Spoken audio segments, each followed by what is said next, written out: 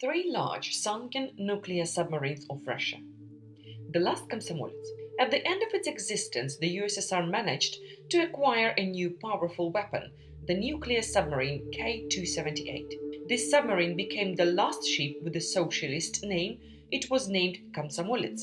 The Komsomolets submarine had a tremendous speed and could fight at a maximum depth, which made it practically invulnerable to any enemy. With such a weapon, the USSR, if it still exists, could keep the whole world in fear for a long time. However, the fate of Komsomolets was sad, and it did not die from any enemy torpedo. On April 7, 1989, while its duty in the Norwegian Sea, the submarine encountered serious malfunctions at a depth of 380 meters. A fire broke out in one of its compartments, which the crew could not cope with in time. The situation was complicated by the fact that the crew was mostly consisted of newcomers who had just graduated from training. There was also no rescue team on board. Due to the accident, the submarine began to sink, and an evacuation order was too late. 42 out of the 69 sailors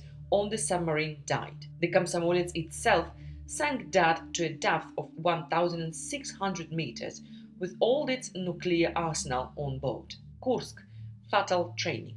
Construction of the new Russian submarine K-141 began in 1992. Even during its construction, the submarine received the name Kursk in the honor of the victory of the Soviet troops in the Battle of Kursk. The new submarine was launched in 1994, but it was not destined to stay in the combat ranks for long. On August 12, 2000, during the training of the Northern Fleet in the Barents Sea, communication with the Kursk was lost. Later, in the area where the nuclear submarine was located, a strong explosion was recorded. According to the official investigation, the Kursk was destroyed by the detonation of a training torpedo. Due to the accident, the submarine sank to the bottom. Russian and foreign sailors made attempts to rescue the submarine's crew, which was able to survive after the explosion, but all the efforts were in vain. All 118 sailors on board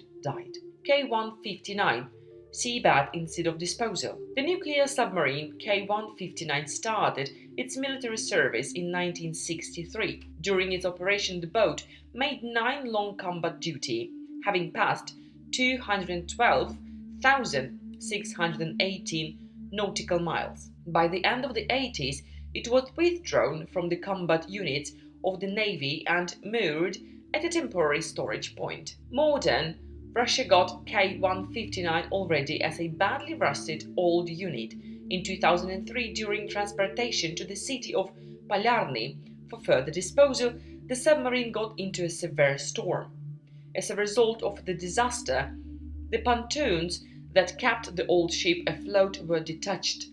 The boat went to the bottom of the Barents Sea and sank at a depth of 238 meters. It took the lives of 9 sailors. 2 nuclear reactors with spent nuclear fuel remained on board. In recent years, Russia and Norway have discussed the issue of raising K-159 from the bottom and its safe disposal. The spent nuclear fuel hidden by the rusted hull of this submarine could bring serious damage to the environment very shortly.